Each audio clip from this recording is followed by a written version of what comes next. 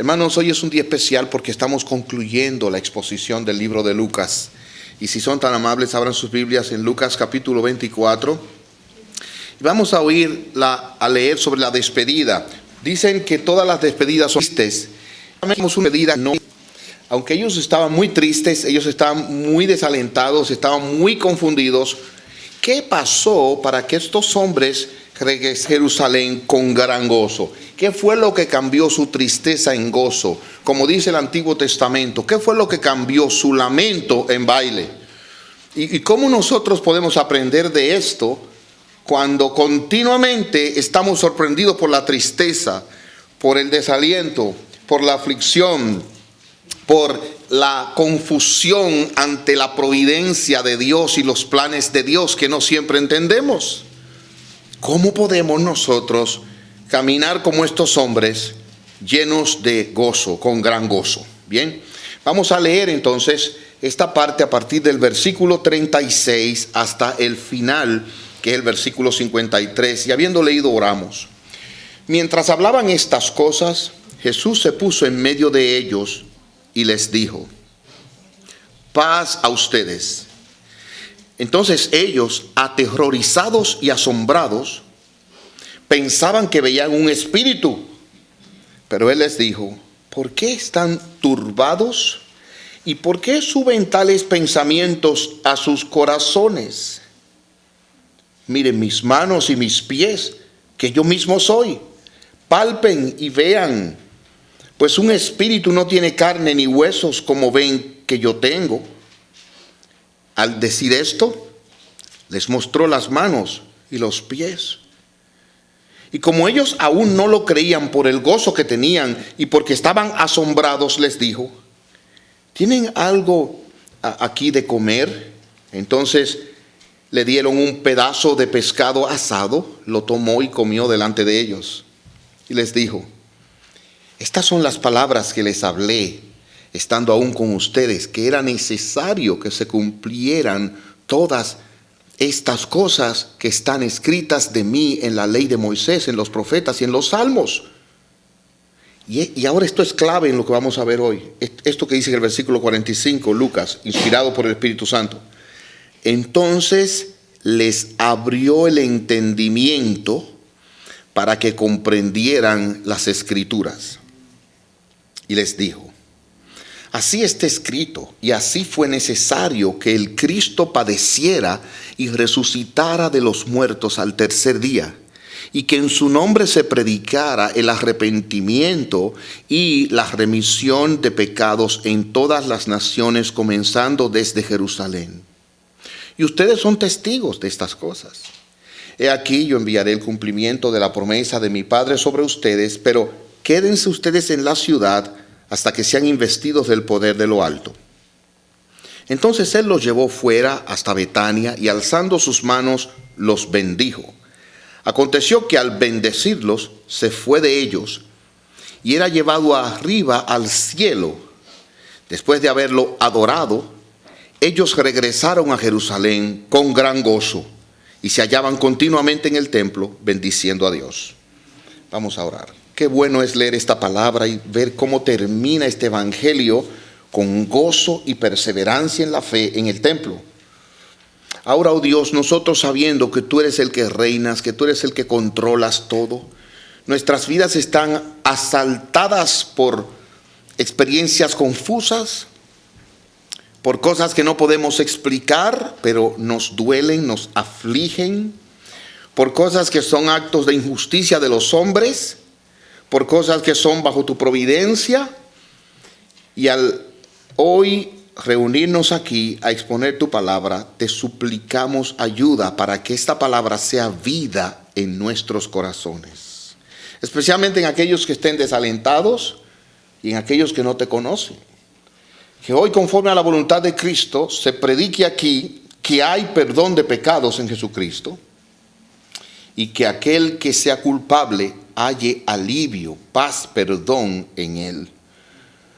Ayuda a tu siervo en su inmensa debilidad, porque lo necesito mucho. En el nombre de Jesucristo. Amén. Es interesante cuando uno puede exponer las escrituras consecutivamente. No hemos tomado versículo por versículo, sino las experiencias del Señor Jesús. Y la última parte de la vida de Jesús es un reflejo de lo que originalmente se le dijo a los padres de Jesús cuando él iba a nacer, específicamente en el caso de su madre María. Es interesante que lo que se le dijo a ella fue que una espada atravesaría tu corazón, tu alma. O sea, imagínese a una madre en el contexto de recibir un niño, de saber el embarazo y ver la expectativa, pero le dicen, ¿sabes qué? Una espada te va a partir el alma y el corazón. O sea, tú vas a sufrir. Este niño va a ser muy especial, es el Salvador del mundo, pero tú vas a sufrir con su vida. Y la vida del Señor Jesucristo, según la hemos visto, fue una vida rápida, pero también muy corta. En su ministerio él vivió unos 3 años y algo, desde que fue bautizado, y a partir de ahí comenzó el ministerio, y entonces lo asesinaron en la pena capital de su tiempo, que era la crucifixión. Y nosotros hoy vemos una persona de 70, 80 años que muere y nos aflige mucho. Imagínense un hombre de unos 33 años aproximadamente. ¿Quién tiene 33 años aquí? ¿Nadie? Bueno, vamos a ver un hombre joven, ¿verdad? Lleno de vigor, como José. ¿Cuántos años tú tienes? 36. O sea, imagínense un hombre así, de joven, lleno de vigor. Miren sus hijas, su familia, ¿verdad? Que es como toda la vida ahí, ¿verdad? Pues Jesús tenía 3 años menos de ahí aproximadamente cuando muere. Y si ustedes se pueden imaginar, él vino e hizo una obra extraordinaria en ese tiempo. Él marcó una gran diferencia por las cosas que hizo. O sea, Jesús no es un maestro cualquiera. Él es Dios con nosotros, y lo que él hizo fue extraordinario. Ahora, estos discípulos habían dejado todo y habían dedicado su vida a andar con él, a seguirle a él. Habían dedicado todos sus recursos, todos sus sueños a él. Mujeres lo seguían y de sus bienes le sostenían. O sea, cuando Jesús pasaba por un lugar, la gente tenía que dejar lo que estaba haciendo, a ver qué era lo que estaba pasando. Y el Señor Jesucristo, entre otras cosas, afirma en este texto a qué fue que él vino: a buscar y a salvar lo que se había perdido. Ahora, en esta escena final, según nos presenta Lucas, hay algo que yo quisiera llamar la atención, como les dije, y es el hecho de que cuando ellos se despiden de Jesús, después de todo lo que han pasado, de cómo Él los ha amado, de cómo ellos le han amado, ellos se van con gozo. O sea, aquí nosotros tenemos que sentarnos un momento y decir, espera, aquí hay algo como que no me da. Aquí hay algo como que no es conforme a lo natural. Ellos se despiden para siempre de la presencia y la compañía terrenal de Jesús y vuelven contentos. Ahora, eso no es nuevo en la vida de Jesús. Cuando Lázaro murió, en Juan capítulo 11, es interesante que Jesús le dice a sus discípulos, Lázaro ha muerto y yo me alegro de eso. El que está ahí dice, oye Señor, tú sí eres insensible, porque María y Marta están sufriendo la pérdida de su hermano y tú dices que te alegras. Y él dice, sí, porque ustedes ahora van a creer. Él iba a hacer algo extraordinario a partir de esa desgracia dolorosa de la muerte de un amigo, de alguien a quien él amaba, de un hermano. Ahora, en este momento encontramos algo parecido.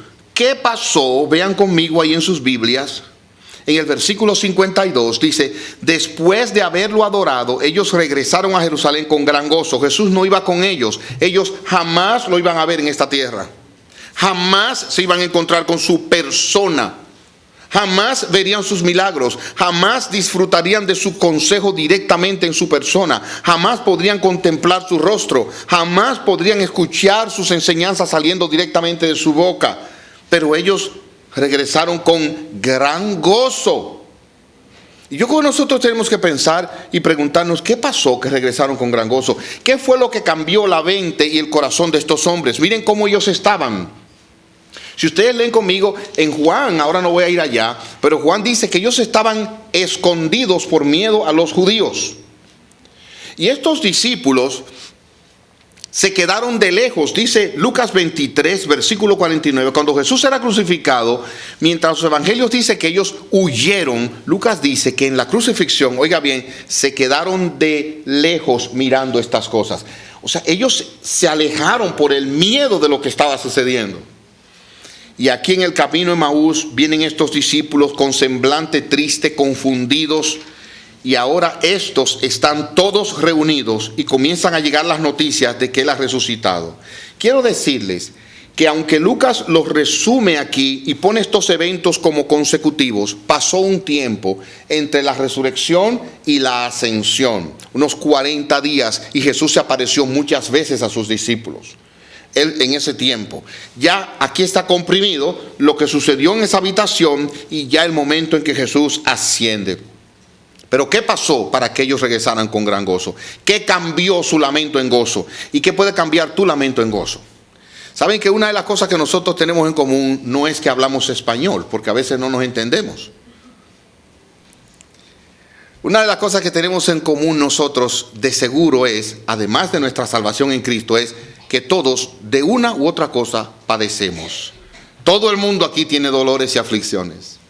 Todo el mundo aquí enfrenta alguna situación en su vida que no puede entender, que por más que suma, trata de interpretar, no le cabe en su mente. Esa es la vida, ese es el mundo en que usted y yo estamos viviendo, afectado por el pecado. Estos hombres estaban en una situación así. ¿Qué cambió esa confusión, esa turbación, ese terror? Mire usted el versículo 37, estaban aterrorizados, asombrados, tenían miedo. Hermanos, a veces este mundo da miedo, como van las cosas, da miedo. Pero dice el versículo 38 que el Señor le dijo, ¿por qué están turbados con pensamientos inquietantes? Hermanos, la mente de ellos y el corazón de ellos estaba hirviendo. Y Él les habla, pero al final terminan con gozo. ¿Qué fue lo que hizo la diferencia? Yo les voy a mencionar 3 cosas en el pasaje, pero me voy a concentrar más en una, porque yo creo que eso es lo que nosotros necesitamos desesperadamente hoy. La primera, nosotros la encontramos en el versículo 45, en Lucas 24. Entonces les abrió el entendimiento para que comprendieran las Escrituras. Lo primero que Jesús hizo fue que les abrió el entendimiento. De eso hablaremos más ampliamente. Pero miren lo segundo que aparece aquí en el texto, versículo 51. Aconteció que al bendecirlos, Él los bendijo. La bendición en la Biblia aparece desde el Génesis. En Génesis capítulo 1 se dice que Dios bendijo a Adán y Eva para que se multiplicaran, para que gobernaran la tierra. La bendición de Dios aparece en todas las Escrituras. Y nosotros también hemos apropiado algo de eso, o el acto de bendecir. Nosotros hallamos en el Antiguo Testamento que Jacob fue bendecido por su padre Isaac. Él le robó la primogenitura a su hermano. Pero luego Jacob bendice a sus hijos. Luego encontramos en la misma escritura que esa bendición va pasando de generación a generación, donde los padres bendicen a los hijos. El mismo Jacob requirió la bendición de Dios cuando luchó con el ángel. Y le dijo al ángel, yo no te dejaré hasta que tú no me bendigas. En el Nuevo Testamento encontramos esa bendición. Y aún en nuestros días, ya no se usa tanto. Yo no sé en su familia, pero ¿recuerda usted cómo antes los padres oían que sus hijos les decían bendición mamá, bendición papá? ¿Ustedes recuerdan eso? Eso era una petición del hijo, diciéndole al papá, a la mamá, bendíceme. Y algunos la han reducido a Sion mamá, Sion papá, para la nueva generación que no sabe lo que hay. Eso es lo que significa, bendíceme. Y los padres decían, que Dios te bendiga, mi hijo, mi hija. En este caso, eso es lo que encontramos. Jesús los bendijo. Ahora, ¿qué significa eso? Eso significa, dame tu favor, como te pertenezco. Cada vez que Dios bendice, está dando su aprobación, su favor, la certeza de que Él estará con esa persona y Él le ayudará. Por eso cuando Jacob fue bendecido por Dios, le cambió el nombre. Y ahora le dio un nuevo nombre. Y por eso cuando nosotros le pedimos a Dios, bendíceme, lo que le estamos diciendo es, dame tu favor, la certeza de que tú estás conmigo, la certeza de que tú vienes conmigo, de que tus promesas son mías, de que yo tengo toda esperanza en ti. Eso hizo Jesús. Al mandarlos, los bendijo. Y lo tercero que ellos hicieron fue adorarlo. Versículo 52. después de haberlo adorado, regresaron a Jerusalén con gran gozo. Y es que, hermanos, la adoración del creyente no solamente va dirigida a Dios, sino que se aplica a su alma. Pablo estaba preso y Pablo, mientras estaba preso, adoraba a Dios. Cuando nosotros adoramos a Dios, óigame bien, exaltamos el nombre de Dios, pero esa adoración tiene un efecto en nuestra alma. Y Dios usa eso para alentarnos, Dios usa eso para fortalecernos. Por eso nosotros cantamos y le alentamos a cantar en todo tiempo. Ahora concédame volver a lo primero que cité, y con esto quiero dedicar un poco más de tiempo. Les abrió el entendimiento, versículo 45, para que comprendieran las Escrituras. Para mí, ahí comenzó el cambio que terminó cambiando la tristeza en gran gozo. ¿Qué es esto de que les abrió el entendimiento para que comprendieran las Escrituras? En otro contexto podemos decirlo así: Él les abrió los ojos. Y ellos conocían la Escritura, habían oído la Escritura, pero esa Escritura aún no había obrado en su corazón en la manera en que lo hizo en este momento. ¿Qué fue esto de que les abrió el entendimiento? Bueno, ya hemos visto dos cosas en las Escrituras. En primer lugar, dice 1 Corintios 2:14 así, escuchen: el hombre natural no entiende las cosas que son del Espíritu de Dios, porque se han de discernir espiritualmente. Hay una ceguera que el diablo ha puesto, según 1 Corintios 4:4, en todos los hombres están ciegos. Ellos no ven lo que los hijos de Dios ven. Los hijos de Dios ven a Dios, como dicen las bienaventuranzas. Bienaventurados los de limpio corazón, ellos verán a Dios. Pero el que no conoce a Cristo no ve a Dios, no entiende. Sencillamente está muerto en sus delitos y pecados, como dice Efesios 2. Pero encima de eso no ve a Dios, no puede percibir la bondad, la grandeza, quién es Dios. No puede darse cuenta de quién es Jesucristo. Cuando una persona nace de nuevo, se le abren los ojos y comienza a ver a Dios. Pero ustedes recuerdan que Jesús a veces sanaba a una persona de ceguera de una vez y la persona ya veía. Pero en otras ocasiones la persona duró un tiempo para ver bien. Eso pasa. Muchos comienzan a ver claramente muchas cosas, pero otros duran un poco de tiempo en ver claramente todas las cosas. Los discípulos no eran la excepción. Ellos duraron tiempo para entender y procesar todas las cosas. Aquí la palabra de Dios dice que el Señor les abrió el entendimiento. En primer lugar, hermanos, todo verdadero discípulo, todo el que cree en el Señor Jesucristo, necesita aprender a entender mejor las Escrituras. Dice aquí: toda la Escritura es inspirada por Dios y útil para redarguir, para enseñar, para instruir. Miren, si hay algo que ustedes y yo necesitamos aprender a entender, es esta palabra. Déjenme explicarle por qué. Porque la palabra de Dios tiene las promesas de Dios, tiene consuelo para nosotros, tiene claramente una definición de las cosas que vemos y vivimos hoy en día, y podemos ver este mundo a través de la palabra de Dios. Uno de los problemas de Israel, oiga, ¿cuál era? No creer la palabra de Dios. Amados míos, nosotros necesitamos crecer en la comprensión y en el entendimiento de la palabra de Dios. Nosotros tenemos que rogar a Dios que nos abra los ojos, que nos ayude a entender las maravillas de su ley. ¿Qué es lo que Dios dice aquí que me afecta? ¿Qué es lo que Dios dice aquí que yo no estoy viendo, por lo que estoy deprimido, estoy desalentado, estoy triste, estoy en angustia, como estaban los discípulos? ¿Qué hay aquí que yo no veo? Nosotros tendemos naturalmente por el pecado a ver el lado oscuro, a ver el lado malo. ¿Saben que cuando Adán y Eva fueron tentados, oigan esto bien, dice la palabra de Dios que ellos estaban en un estado de perfección? Y tan pronto comieron del fruto, dice Génesis 3, le fueron abiertos sus ojos. Oh, ven acá, pero ¿en qué sentido? Ellos no veían bien, sí, ellos eran perfectos, pero ¿en qué sentido fueron abiertos sus ojos? Les voy a decir ahora. a una percepción del mal como ellos no lo conocían, a una percepción y a una dirección hacia el pecado ahora. ¿En qué consiste eso? Bueno, se lo voy a explicar en una forma que quizás me pueda dar a entender mejor. Llega un hermano a la iglesia en un carro nuevo y el carro suyo está que no sirve ni para donarlo. Ya no sirve el carro. Y el hermano llega ahí y en lugar de usted ver el carro y la bendición del hermano, dice: oye, si yo tuviera uno así. Eso fue lo que pasó, eso fue lo que el diablo hizo. Le abrió los ojos para que codiciaran. Le abrió sus ojos para que vieran el pecado con envidia, lo que otro tenía. Le abrió sus ojos para mirar mal al que le hacía daño.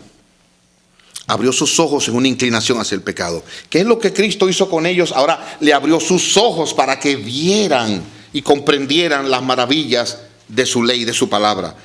Nosotros necesitamos eso. Ahora, solo Dios puede hacer eso. En Isaías dice la palabra de Dios que Él, de manera particular, es el que abre nuestros ojos. Él es el único que puede abrir nuestros ojos como una bendición. Permítame leer lo que dice aquí la palabra de nuestro buen Dios en el libro de Isaías. Capítulo 35, versículo 4. Digan a los de corazón apocado, afligido, fortalezcanse, no teman. He aquí que su Dios viene, oiga, con venganza, retribución divina, Él vendrá y los salvará. Ahora miren, entonces serán abiertos los ojos de los ciegos y los oídos de los sordos se destaparán. Una de las bendiciones prometidas de Dios es abrir nuestros ojos y solo Dios lo puede hacer.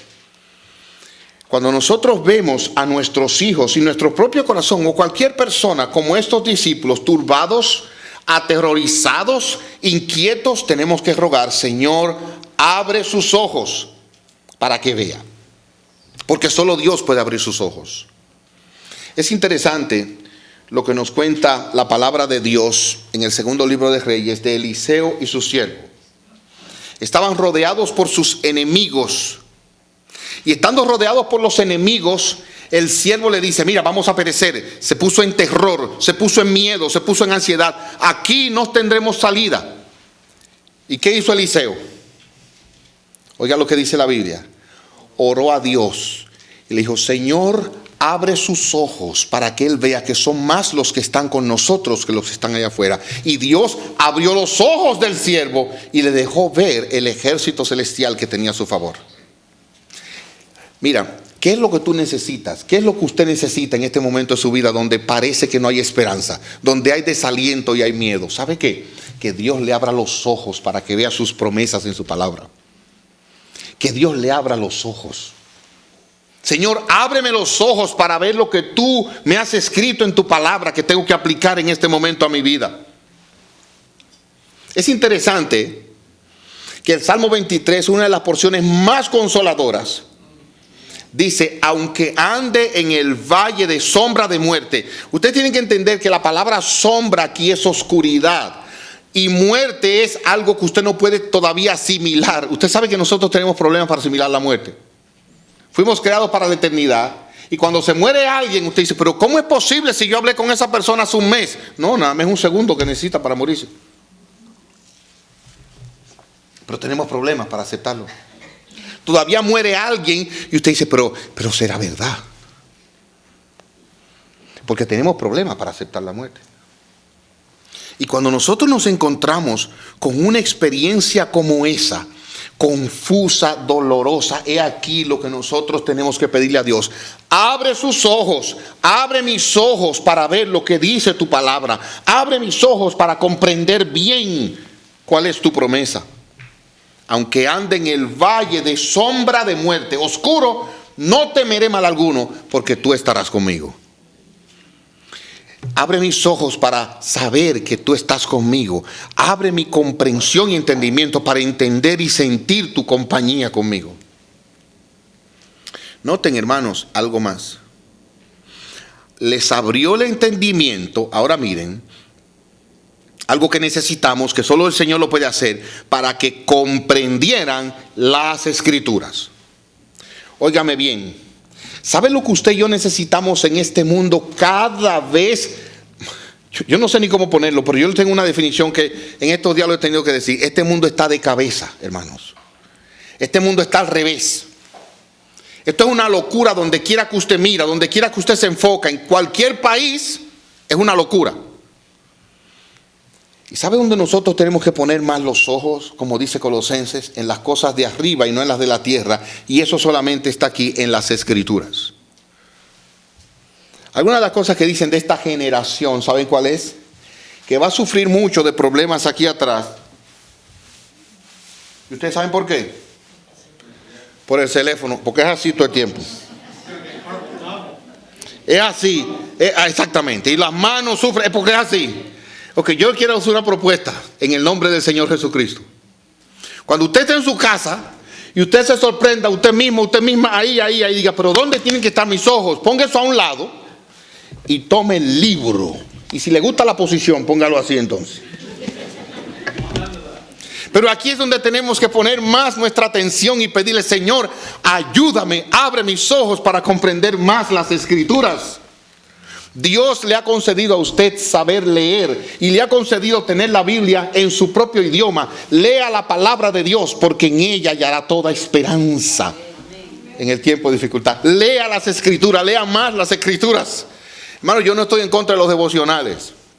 No, yo los leo, los disfruto. El problema de que se habitúa al devocional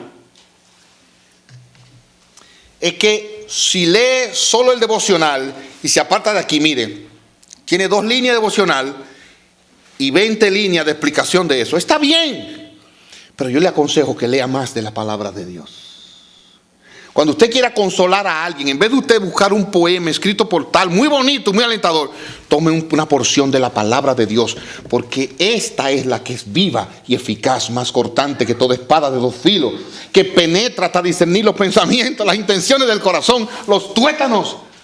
Aprendamos a disfrutar más esta palabra operativa de nuestro Dios.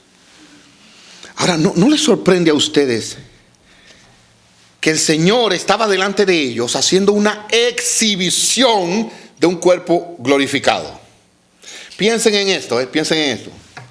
Él estaba como diciendo, miren, lo que ustedes están viendo aquí es lo que ustedes serán algún día, un cuerpo glorificado. Porque dice aquí, en el versículo 36, Él se puso en medio de ellos. Él se puso, era algo real, Él estaba ahí. Y ellos aterrorizados pensaban, estamos viendo un espíritu. Y Él les corrigió.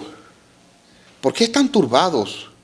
Y están pensando esas cosas. Miren mis manos y mis pies, que yo mismo soy. Él estaba enseñando, miren esto. Y hermano, eso tenía que ser impresionante. Era real, eran las manos con quien ellos anduvieron durante 3 años y algo de ministerio. Y ahora veían estos clavos acá, esas marcas. Miren mis manos y mis pies, soy yo mismo, mírenme.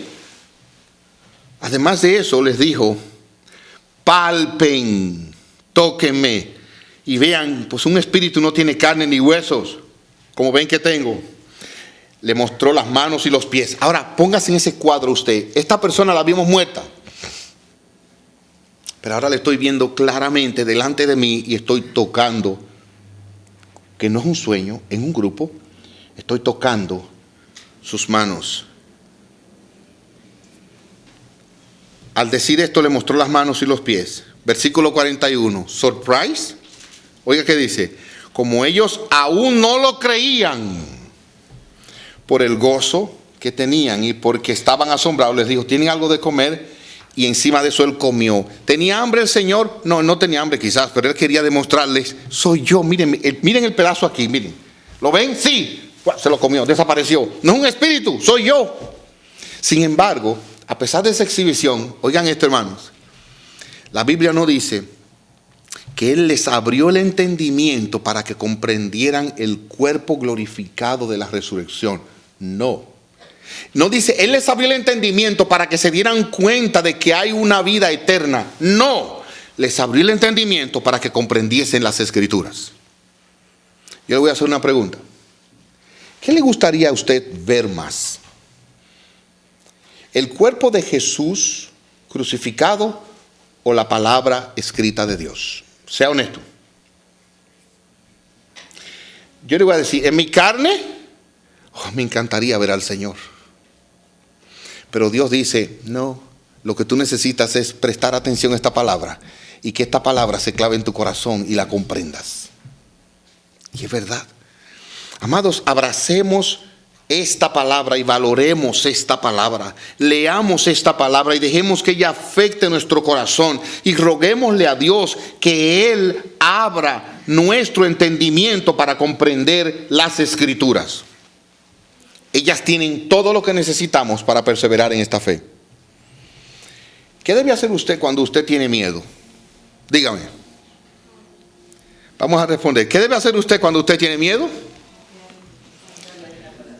Buscar las Escrituras y encontrar en las Escrituras el remedio para su alma. ¿Qué tiene que hacer usted cuando se siente deprimido o deprimida?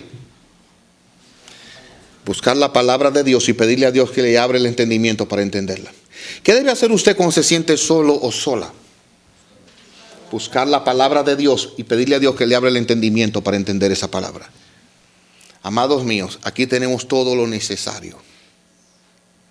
Yo quedé sorprendido en una montaña de Perú, cuando conocí una señora que 2 años antes de yo conocerla no sabía leer y escribir. Ella no sabía leer y escribir. Y la iglesia con quien fuimos allá tenía un ministerio de alfabetización, enseñándole a estas personas en esas montañas cómo leer. Y ella hace 2 años ya había aprendido a leer el quechua. Y le habían dado una Biblia, solamente el Nuevo Testamento. Y estaba yo sentado delante de esta dama, que conocía a Cristo y que tenía delante de sí un Nuevo Testamento en quechua, como la mitad de esta Biblia, así. Y en eso, yo por curiosidad para ver cómo estaba la Biblia, cómo era la Biblia en quechua, le dije, déjeme ver su Nuevo Testamento. De corazón, fue para verla simplemente. Cuando la abrí y comencé a pasar las páginas, ¿saben cuál fue la sorpresa mía? Ya ella se había leído todo el Nuevo Testamento en 2 años y lo había subrayado y le había puesto notas al lado. ¿Cuándo fue la última vez que usted leyó un capítulo entero de la Biblia en su tiempo devocional? Pastor, eso es demasiado tiempo. No. Eso lo necesitamos más que cualquier otra cosa. No, pero ¿cuándo fue la última vez que usted terminó un libro de la Biblia, que lo leyó completito, meditó y oró para que Dios lo bendijera? ¿Ustedes ven por qué hay tanta debilidad y raquitismo espiritual hoy? Porque podemos ver una película, una novela o una serie o noticiero, cualquier programa de televisión por 1 hora, pero no podemos leer 1 hora la palabra de Dios. Hermanos, hay un problema serio. Por eso viene la angustia, el miedo, la desesperación. Aquí tenemos todo lo necesario.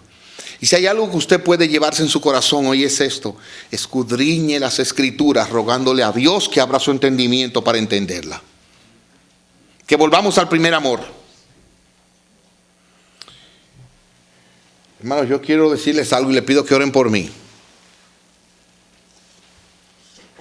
En mi hogar leemos las Escrituras para la gloria de Dios desde temprano, en lo personal, con mi esposa, con nuestros hijos. Pero últimamente la televisión que tenemos se está dañando, se está como apocando el color. Y en algunos sectores de mi hogar hay nerviosismo. Se está yendo, ¿qué hacemos? Digo, tranquilo, no se preocupe. Pero papi, hay que ir buscando. Espérense. Bueno, ya dije papi, o sea, saben que no es mi esposa. El asunto es, hermanos, que oigan lo que yo les he dicho. Y les pido a ustedes que me acompañen con sus oraciones. Oigan bien, el día que se dañe, no compramos otra.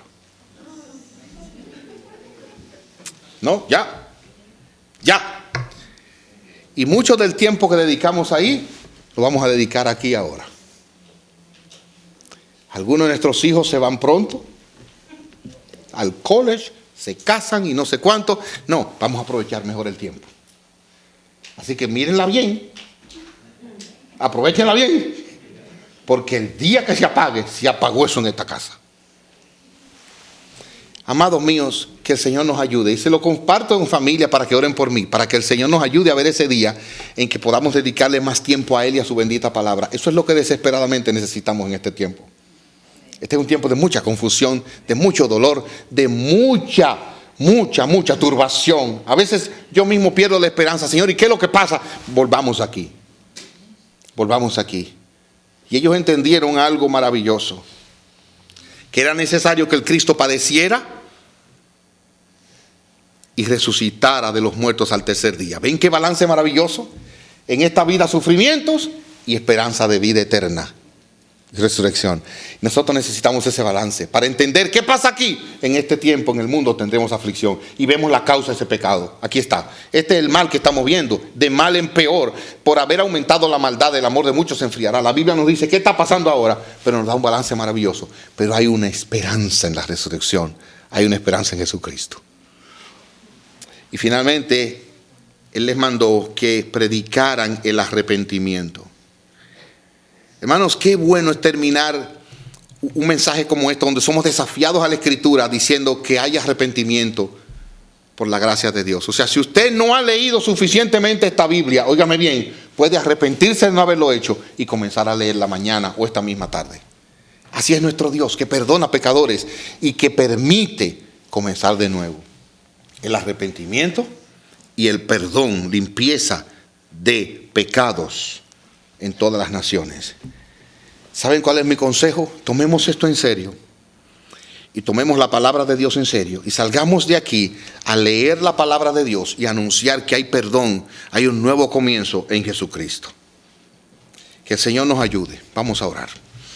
Padre nuestro, qué bueno es tomar este tiempo para leer tu palabra, para ser exhortados a buscar más en tu libro, a leer más sobre esta palabra tuya, a buscarla más de todo corazón, a no conformarnos con leer 2 o 3 líneas, sino escudriñar, pero leerla en oración, pidiéndote, abre mi entendimiento, abre la capacidad de mi mente para poder comprender esta palabra y aplicarla a mi alma, porque lo necesito, Dios, lo necesito. Te pedimos esto, oh Padre nuestro, por los méritos y en el nombre de nuestro glorioso Redentor y Salvador Jesucristo, a quien sea la gloria en su iglesia por los siglos de los siglos. Amén.